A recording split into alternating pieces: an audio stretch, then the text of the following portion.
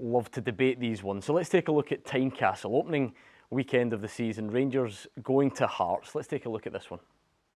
Play on. Are you saying it's in front of the body, Frankie?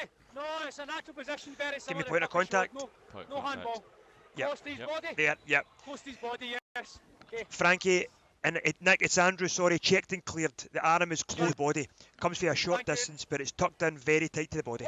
We could probably do a full show on handballs and bring up various incidents. Talk to us about that. Again, ultimately, is it the right decision?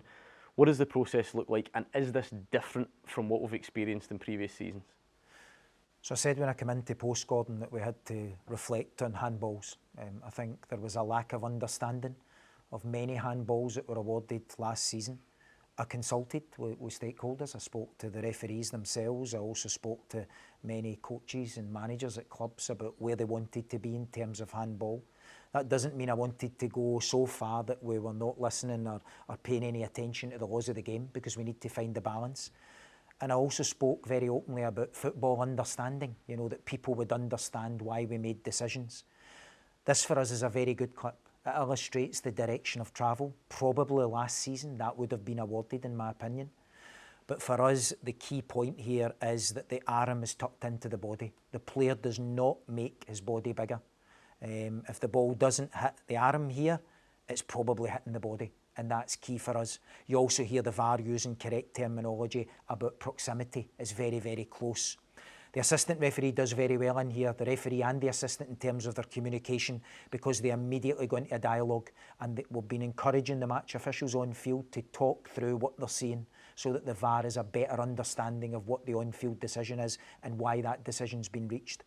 And here, the assistant referee is very clear, and the referee as well, about the arm being tucked into the body. This is a clear clip for us to show the direction of travel we want to take with handball. This is not punishable for us this season moving forward. Yeah, it's interesting to hear you say, though, that perhaps last season that would have been given, and we've obviously had issues with handball.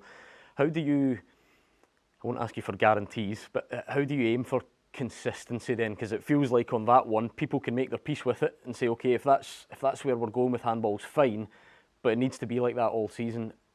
How do you try and implement that? Our high level of coaching for our match officials. We're coaching them in live sessions week on week, and they are also aware of the examples we're showing and saying this is the right decision. So as long as we're telling the referees this is our expectations through shows like this, we're trying to say here's what we're expecting moving forward. Hopefully you'll see that consistent approach.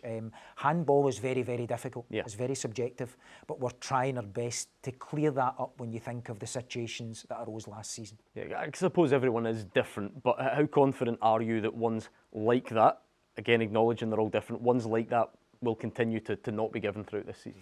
The reason I'm confident is because in our pre-season guidelines that we showed the referees, we showed the clubs, there was examples of handballs like that were given last season. Yeah. And there in the opening day of the season, we reached the correct decision. So for me, that's a good sign for moving forward.